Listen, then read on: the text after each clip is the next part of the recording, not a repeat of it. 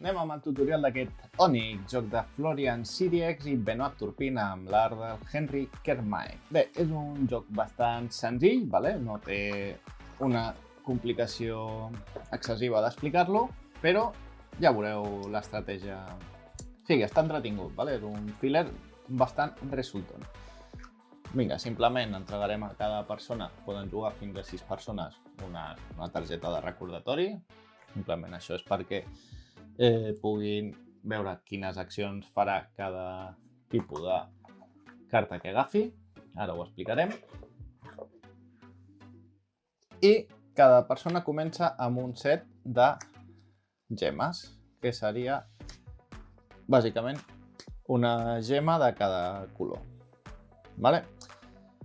Com a punt curiós, començarà la partida qui tingui nom de pedra preciosa, és a dir, si teniu una esmeralda a la taula, doncs començarà ella.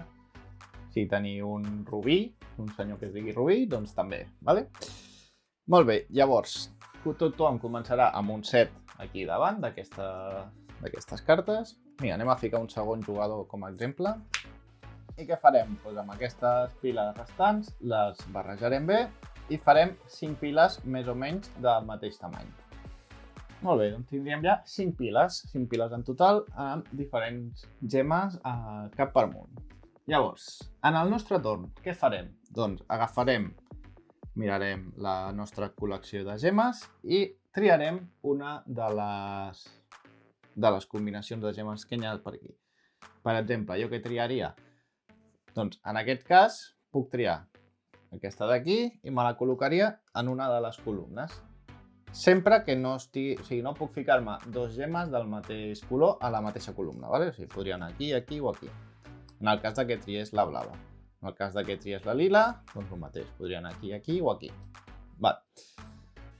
Però si triem la vermella, en aquest cas veieu que hi ha 3 vermelles que estan adjuntes.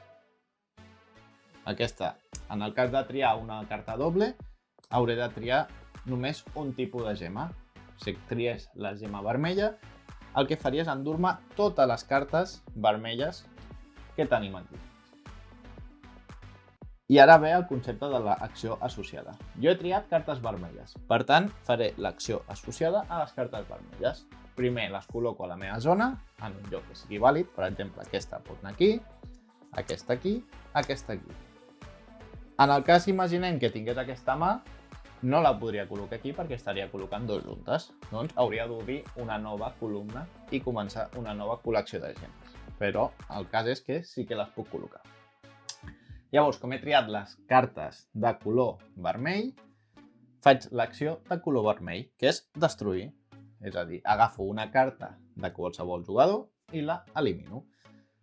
Per exemple, aquesta d'aquí, i la ficaríem cap per avall i aquesta carta queda descartada.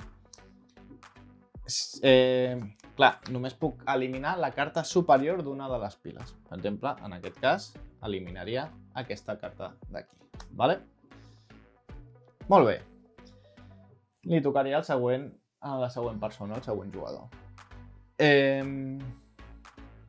Normalment, el vostre objectiu serà sempre intentar agafar les cartes que estiguin adjacents, o sigui, perquè així us permet agafar més cartes i avançar més ràpid en el joc. Per exemple, aquest jugador d'aquí dirà, doncs m'agafo les blaves. S'agafa les dues blaves, les col·loca en una posició vàlida, per exemple, aquí i aquí. I què diu la blava? L'acció blava és almacenar. Doncs simplement s'agafarà una de les cartes i se la guarda. I aquesta carta ja està en el seu magatzem. El vostre objectiu és fer col·leccions de les 4 gemes de cada columna, o sigui, anar fent packs dels 4 colors diferents. Llavors, quan teniu un pack, directament el guardeu i el fiqueu en el vostre magatzem. Molt bé, aquest d'aquí ha triat les blaves. Vinga, aniríem amb aquest d'aquí. Veieu que no té cap 2 cartes adjacents. Sí que hi ha 2 cartes iguals, però no pots agafar les cartes iguals, perquè no estan adjacents. O sigui, aquest jugador, pobret, l'ha putejat una mica.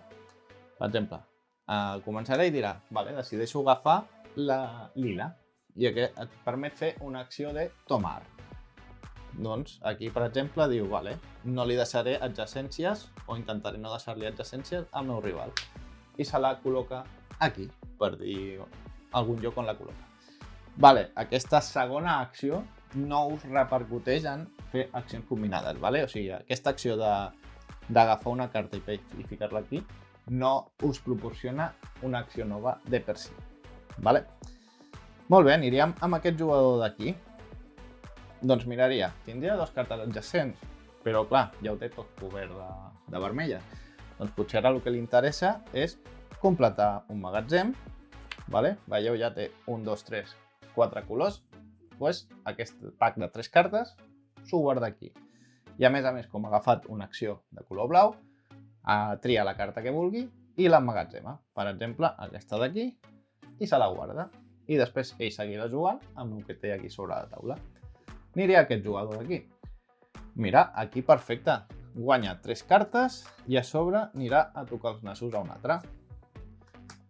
Fica aquí, fica aquí, fica aquí i s'endú 4 cartes. Com ha agafat les vermelles, té una acció de destruir. Aquest jugador, veiem que està a punt d'aconseguir una d'això, doncs decideix destruir-li una carta. Pobret, ja ha pillat, Doncs bé, li tocaria a ell. Doncs, per exemple, agafar aquestes dues i executa l'acció groga.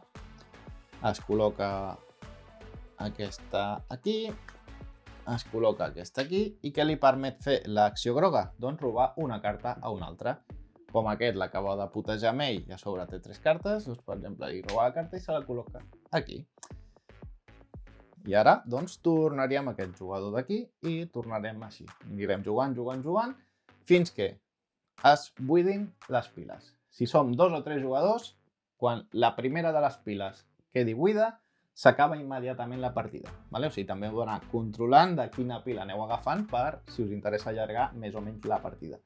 Si som més jugadors, 4 a 6, fins que es quedin buida 2 piles. Vale? Quina serà la puntuació? Doncs simplement, cada cop que aneu fent el pack aquest, per exemple, aquest jugador faria un altre pack al ficar 4 cartes, no?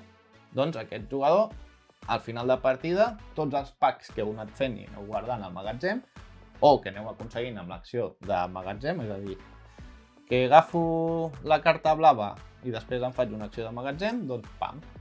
Això us ho aneu guardant cap per avall a un costat i simplement la puntuació final de cada jugador serà les cartes que heu acumulat, un punt per carta. És a dir, per exemple, aquest jugador tindria hipotèticament 5 punts ara mateix. Aquest jugador hauria guanyat 4 punts i fins al moment aquest jugador ha guanyat 4 punts. Doncs guanyaria aquest jugador si es acabés aquí la partida. Ja veieu que és un joc bastant simple. Simplement anar agafant cartes. Depèn de la gema que agafeu, activeu una acció secundària i després anar col·locant-les aquí fins que tingueu un pack de 4. Quan teniu el pack de 4, ho guardeu. Un punt per carta, 5 punts. Joc bastant simple, però efectiu. És un party que funciona molt bé a 5-6 persones perquè sempre t'estàs tocant els nassos, robant aquí, robant allà, destruint cartes, bastant interactiu en aquest aspecte. També funciona a 2, no és el millor número, és més divertit, com a mínim 4 o 5 persones. 6 també està molt bé, però a mi és un joc que em va sorprendre, no tenia gaires expectatives i la veritat és que aquest Onyx m'ha agradat bastant. I res més, moltes gràcies a SD per proporcionar-nos una còpia perquè us podem fer aquest tutorial. I simplement, si vols més tutorials de jocs de taula en català, ja saps, subscriu-te al canal, dona-li a la campaneta perquè t'avisi quan pengem un nou tutorial o un nou vídeo, dona-li al polze, que això també ajuda molt a la visibilitat, i ens veiem en el proper vídeo de jocs de taula en català. Fins la propera, adeu!